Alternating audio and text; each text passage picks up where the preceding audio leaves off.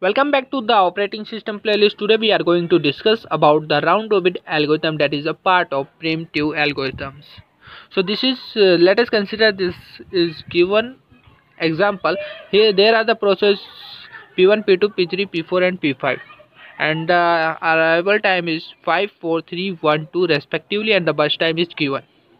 Here there is a noticeable thing is that the time quantum is given is 3, each 3.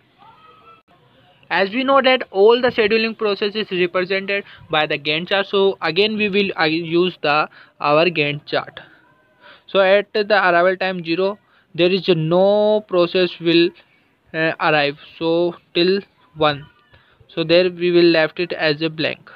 After it we see the at a unit 1 the process P4 is arriving, and according to the time quantum 3 it will go with will carried out with 3 units. So 3 units there will be 4. Till the 4 process P2, P3 and P4 is carried out. So in this region process P5 is carried out with 3 units, but there is burst time is only 2, so it will carried out with 2 units. So now there is a 6 unit. In the 6 unit all the processes has arrived, because the last one arrival time is 5 and here is 6. So after it we see the this process will go in the ready queue. So in the ready queue if I check, so process P3 will go, then process P2 will go, then process P1 will go. So now the process process P3 is carried out. Process P3 is carried out. So as according to the time quantum, it will take 3 unit. So 3, there will be 9. After it process P2 is carried out with 3 units. Here is burst time is 6, so 3 units it will give us a 12. Again the process P1 is carried out now, so with time quantum 3, so 3 unit is carried out with 3 units, so there will be 15. But and at the same time we have to keep tracking that how many units of work have already done. So in this region if we check for the process 8, there is a work of 3, so there will only be 6.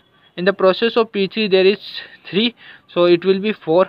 In the process P2 3 again, so it will be 3, and in this case is again 3 minus carry, then we will get 2. So this is now our new burst time, and we will, or it is already used because there was only 2 burst time. Now this is our new burst time, and using this we will again see that which one is in the ready queue. So after P1 there was a P4 in the ready queue, because it is had carried out from here and it was in the ready queue. Now P4 is carried out with the remaining units. So as according the time quantum, again it will take 3 unit, so it is 18. Then after of P4 there was a P3. P3 is carried out with 3 unit, so 18 plus 3 is 21. Then P2 is carried out with 3, so 21 plus 3 is 24. And now P1 has only 2 burst time, so it will carried out with 2 units, so there will be 26. Now which one is left? So this is out and your P2 is out, and this one take 1 unit, the left one is 1, and P4 has only 3 units. So P4 is carried out with 3 units. So P4 is carried out with 3 units, or we can say P4 is taken up with 3 units, so there will be 29. And the last one is our P3. So P3 has burst time is 1 unit, so P3 is carried out with 1 unit. So this is how we made a Gantt chart using the arrival time and your burst time and the time quantum. Time quantum is most usable thing in this round robin algorithm. Using this, you just using only 3 unit. Just keep in that thing in the mind. And now we can find out our completion time using of this Gantt chart. So can you find out the process P1 completion time? So P1 was last at here with 26, so completion time is 26. In the process of P2 there was 24, so 24 was our completion time for process P3. Now process P3 process P2, and now process P3 there is 30.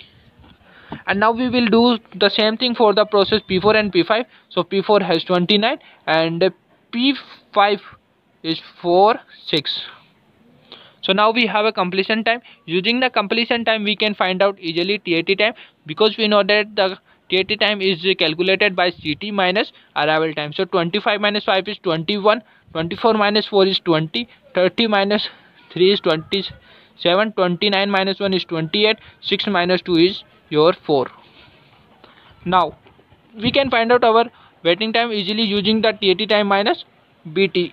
So just keep one thing in the mind, you have to use your original value of BT. So there was a 5, 6, 7, 9 and 2 was the original value of BT. So TAT minus BT. So 21 minus 5 is your value is 16, and 20 minus 6 is your 14, 27 minus 7 is your 20, 28 minus 9 is your 19, and the 4 minus 2 is your 2. So now you have TAT, all values of TAT, and now you have all values of waiting time. You can easily find out the average of TAT and average of waiting time. So this is our average value of TAT and average value of WT. So 20 millisecond and 14.2 millisecond. I hope you understood what I tried to understand you, and keep practicing this. So this is how we all have done this. I hope you understood, and thank you so much for watching this video.